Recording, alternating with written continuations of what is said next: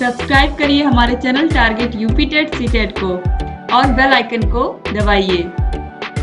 Hello friends, मैं रेनू स्वागत करती हूँ आप सभी भावी अध्यापक एवं अध्यापिकाओं का आपके अपने channel target UP TET CTET में। दोस्तों, आज की इस वीडियो में हम आपके डीएलएड फोर्थ सेमेस्टर के साइंस सब्जेक्ट के 2018 में पूछे गए क्वेश्चन पेपर का सोल्यूशन लेकर के आए हैं। इस वीडियो में आपको पूरे का पूरा सोल्यूशन मिलेगा।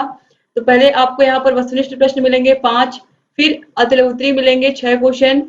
ये सब एक एक नंबर के हैं। आपको पता है ये जो आपका पूरा पेपर है ये 25 नंबर का है साइंस, और यहाँ पर आपको समय भी 1 घंटे का मिलेगा इसको सॉल्व करने के लिए। तो चलिए यहाँ पर हम सबसे पहले वस्तुनिष्ठ प्रश्नों को सॉल्व करेंगे, यानी कि बहुविकल्पी प्रश्नों को सॉल्व करेंगे। तो देखिए, पहला क्वेश्चन है, निम्नलिखित में से दिष्ट धारा का प्रयोग करते हैं टॉर्च में, पंखे में, टीवी में या कूलर में। दोस्तों, दिष्ट धारा का मतलब क्या होता है? दिष्ट धारा यानी कि डीसी करंट, डायरेक्ट करंट। तो आपको पता है कि जो पंखा है, टीवी है, कूलर है, अगर ऐसे हम नॉर्मली बात करें तो ये सभी बिजली से यानी कि अल्टरनेटिंग करंट से चलते हैं। हमारे घरों में बिजली आती है उससे चलते हैं। और जो टॉर्च हम यूज करते हैं, टॉर्च में क्या लगा होता है? बैटरी लगी होती है। बैटरी यानी कि वो जो सेल है उसे हम डीसी करंट कहेंगे। तो ऑप्शन ब जो है टॉर्च, ये बिल्कुल राइट आंसर हो जाएगा। अगर आप सिंपली सोचोगे तो आपको टॉर्च ही राइट आंसर लगेगा। ठीक है।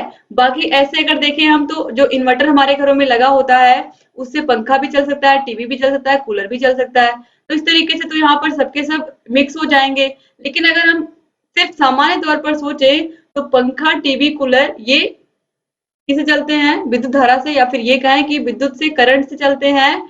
जो हमारे घरों में बिजली आती है। और जो टॉर्च है ये डायरेक्ट करंट यानी कि डीसी करंट से चलता है। और बाकी के बाकी किससे? अल्टरनेटिंग करंट से चलते हैं। तो बस यही आपको समझना था यहाँ पर। इसके बाद क्वेश्चन नंबर 2 है, पौधों एवं जंतुओं के बीच की कड़ी हम किसको कहते हैं? ये क्वेश्चन बहुत ही इंपॉर्टेंट है आपके एग्जाम के लिए भी। पौधों एवं जंतुओं के बीच की कड़ी हम कहते हैं किसको? अमीबा को, यूग्लिना को, वायरस को या फिर क्लेमाइडोमोनास को। राइट आंसर है यूग्लिना को कहते हैं। क्वेश्चन नंबर 3 है, चुंबकीय पदार्थ इसमें से कौन सा है? लोहा है, पीतल है, तांबा है या रबड़ है? तो चुंबकीय पदार्थ है लोहा। आपको पता ही है लोहे को क्या करता है? चुंबक आकर्षित कर लेता है। इसके बाद है अगला क्वेश्चन, क्वेश्चन नंबर 4, लाल रक्त कणिकाओं का निर्माण कहाँ होता है? रेड ब्लड सेल का निर्माण कहाँ होता है? रेड ब्लड सेल की सतह से ही पूरे शरीर में हमारे ऑक्सीजन जाता है। रेड ब्लड सेल में ही हीमोग्लोबिन पाया जाता है, जिसके कारण इसका रंग क्या होता है? लाल होता है। तो लाल रक्त कणिकाओं का निर्माण कहाँ होता है? यकृत में, मस्तिष्क में, प्लाज्मा में या अस्थि मज्जा में? तो राइट आंसर है अस्थि मज्जा में। ऑप्शन द बिल्कुल सही है, और ये भी इंपॉर्टेंट क्वेश्चन है आपके एग्जाम के लिए।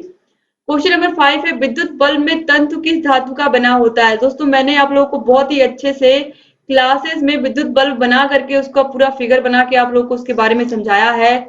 और जिसका तंतु होता है वो किस धातु का बना होता है? तो वो टंगस्टन का बना होता है। तो दोस्तों, आप लोगों को पता है मैंने एक मास्टर वीडियो बनाई है, और उस मास्टर वीडियो में मैंने पूरे का पूरा विज्ञान विषय एक ही वीडियो में खत्म कर दिया है पढ़ा के। आप लोग को ये भी पता है कि फर्स्ट सेमेस्टर से लेकर के फोर्थ सेमेस्टर तक के सारे सब्जेक्ट के वीडियो मैंने अपने हाथों से नोट्स बना करके आप लोगों को पढ़ाए हैं। तो आपको हमारे channel target UP TET state पे हर एक विषय का हैंड रिटन नोट्स मिलता है। हम खुद अपने हाथों से आपके लिए नोट्स बनाते हैं और वो आपके लिए लेकर के आते हैं, उसी से पढ़ाते हैं, जिससे आप लोग की तैयारी बहुत अच्छी हो जाए। तो आप लोग सारे विषयों को पढ़ सकते हो। सारे विषयों की एक एक मास्टर क्लास है, आप उसको देख करके अपने पूरे विषय की तैयारी अच्छे से कर सकते हो। तो इस तरीके से यहाँ पर ऑप्शन आ जो है टंगस्टन, ये राइट आंसर हो गया। अब हम यहाँ पर आगे बढ़ेंगे। अति लघु उत्तरीय क्वेश्चंस यहाँ पर दिए हुए हैं। अति लघु उत्तरीय क्वेश्चंस में क्वेश्चन नंबर 6 से यहाँ पर स्टार्ट है। तो क्वेश्चन नंबर 6 क्या है? खनिज तथा अयस्क से क्या अभिप्राय है? दोस्तों देखिए, जो खनिज होते हैं, खनिज वे भौतिक पदार्थ हैं जो खान से खोद कर निकाले जाते हैं। कुछ उपयोगी खनिज पदार्थों के नाम है जैसे कि लोहा, अभ्रक, कोयला, बॉक्साइट आदि। फिर है अयस्क, जिन खनिजों से धातुएं सुविधा पूर्वक या आसानी से प्राप्त की जा सकती हैं तथा कम खर्च में धातुएं प्राप्त हो जाती हैं, उन्हें हम अयस्क कहते हैं। तो खनिज वे पदार्थ है जिनको हम डायरेक्टली क्या करते हैं? खोद करके निकाल लेते हैं खानों से। और जो अयस्क होते हैं ये वे खनिज होते हैं जो सुविधा पूर्वक या आसानी से हम जिनको प्राप्त कर पाते हैं, या फिर इन खनिजों की मदद से हम धातुओं को आसानी से प्राप्त कर लेते हैं। ठीक है, और कम खर्चे में प्राप्त कर लेते हैं धातुओं को। तो जिन खनिजों से धातुएं सुविधा पूर्वक तथा आसानी से प्राप्त की जा सकती हैं तथा कम खर्च में धातुएं प्राप्त हो जाती हैं, उन्हें हम अयस्क कहते हैं।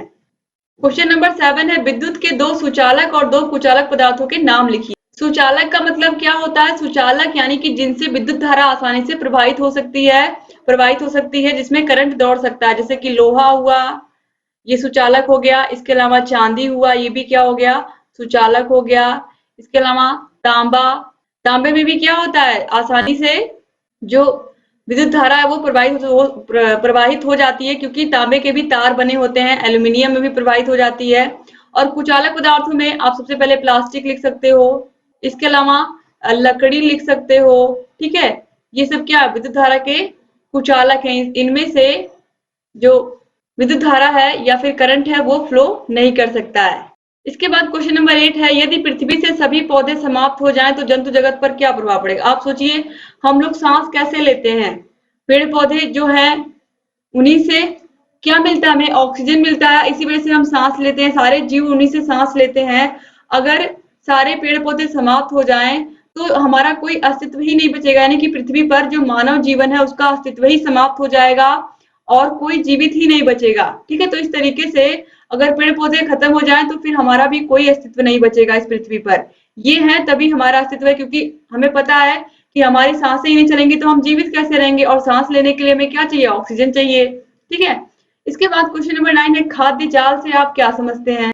खाद्य श्रृंखला जब सीधी ना होकर के जटिल हो जाती है, जब एक प्रकार के जीव कई प्रकार का भोजन या एक ही प्रकार के जीव कई प्रकार के जीवों द्वारा खाए जाते हैं तो एक जाल बन जाता है, इसे हम खाद्य जाल कहते हैं। जैसे कि पौधे हैं, पौधे को किसने खाया? टिड्डे ने। टिड्डे को किसने खाया? छिपकली ने। ठीक है, अब इसके बाद देखिए, पौधे को चूहे ने खाया, चूहे को सांप ने खाया, सांप को बाज ने खाया। पौधे को खरगोश ने खाया, खरगोश को बाज ने खाया। तो पौधे को टिड्डे ने खाया, टिड्डे को किसने खा लिया? बाज ने खा लिया। तो यहाँ पर आप देखिए, यहाँ पर ढेर सारी खाद्य श्रृंखलाएं हैं, यानी कि ढेर सारी खाद्य श्रृंखलाओं का संग्रह ही क्या होता है? खाद्य जाल बनाता है।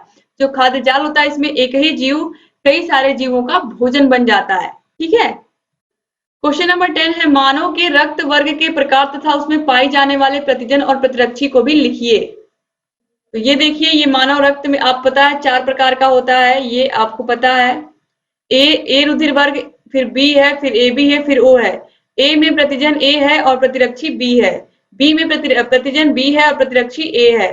और ए बी में ए और बी प्रतिजन है और कोई नहीं, इसमें प्रतिरक्षी कोई नहीं है।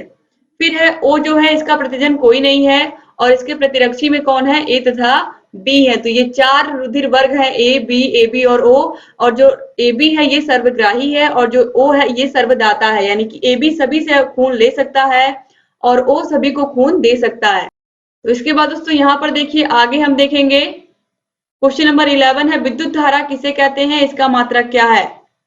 तो आपको पता है कि किसी चालक में आवेश प्रवाह की दर क्या कहलाती है? आवेश प्रवाह की दर ही क्या कहलाती है? विद्युत धारा कहलाती है। आवेश प्रवाह की दर विद्युत धारा कहलाती है और इसका मात्रक क्या होता है? एम्पियर होता है। ठीक है, इसके बाद अब हम यहाँ से लघुत्तरी क्वेश्चंस को देखेंगे। लघुत्तरी क्वेश्चंस में जो क्वेश्चन नंबर 12 है, ये देखिए, ये सब 2-2 नंबर के क्वेश्चन है। चुंबक के 2 गुण लिखिए।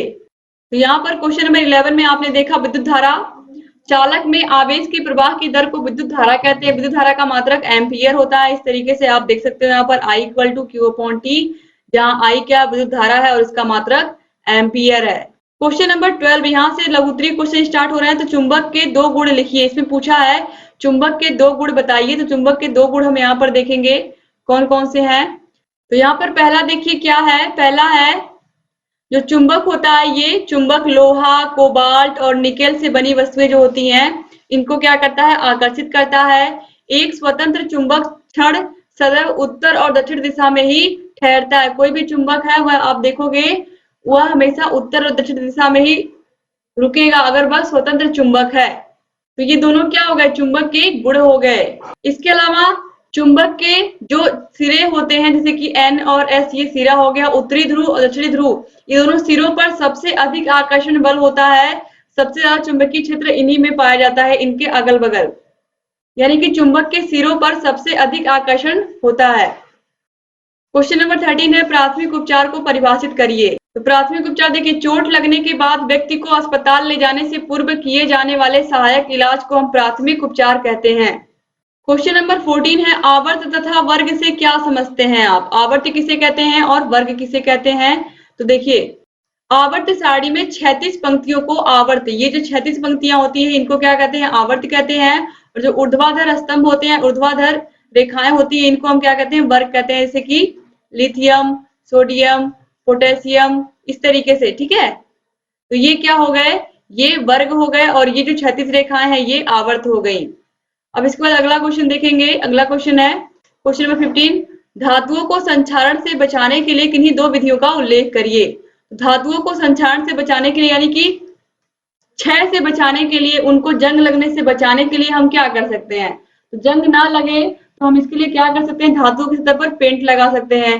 धातु की सतह पर पेंट लगाकर उसे क्षरण से बचाया जा सकता है। इसीलिए लोहे के फर्नीचर, कुर्सी, मेज, दरवाजा, उसके साथ रेल के डिब्बे, बस, ट्रक आदि को क्या करते हैं, हम पेंट कर देते हैं ताकि उनमें जंग ना लगे, क्योंकि लोहे की वस्तुओं पर जंग बहुत जल्दी लगता है, इसलिए उस पर पेंट लगा दिया जाता है।